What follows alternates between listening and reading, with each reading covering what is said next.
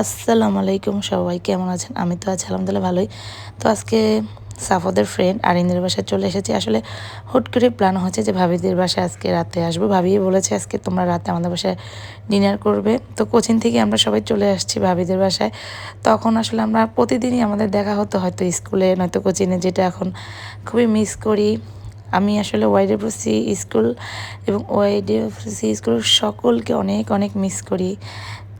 School ছেড়ে আসছি প্রায় 7 মাস হয়ে গেছে, বাট এখনও অনেক অনেক স্মৃতি মনে হয় আমারকে আঁকড়িয়ে ধরে।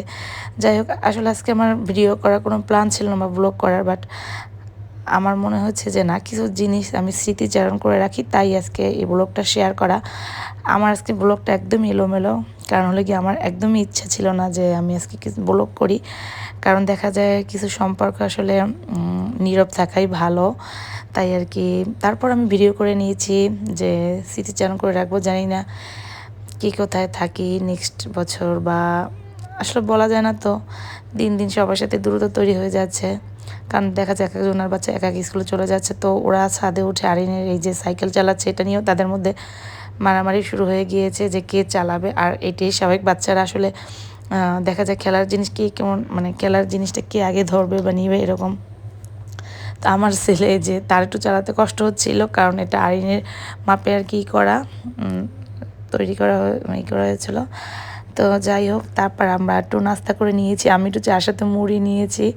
আমার সাথে কিন্তু চার সাথে মুড়ি বেশ ভালো লাগে। তো ভাবি এই যে বেশ আয়োজন করেছিল। আমি যে বললাম আজকে আমি মানে তেমন ভালো ভিডিওই করিনি, জাস্ট স্মৃতি জানানোর জন্য।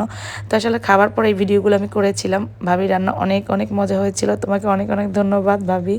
আর ধন্যবাদ দিয়ে আসলে তোমাকে ছোটো করা হবে মানে ঠিক হবে না, কারণ তুমি এরকমই মানুষ। তুমি বরাবরই অনেক আন্তরিক এবং ভালোবাসার একটা লোক। মন থেকে তোমার জন্য অনেক অনেক দোয়া রইল, এবং তোমার পরিবারের জন্য ভাবি। আর আমাদের সাথে সম্পর্ক আজীবনই এমনই থাক, ভালো থাকবে, এই দোয়া আমার সব সময় রইল।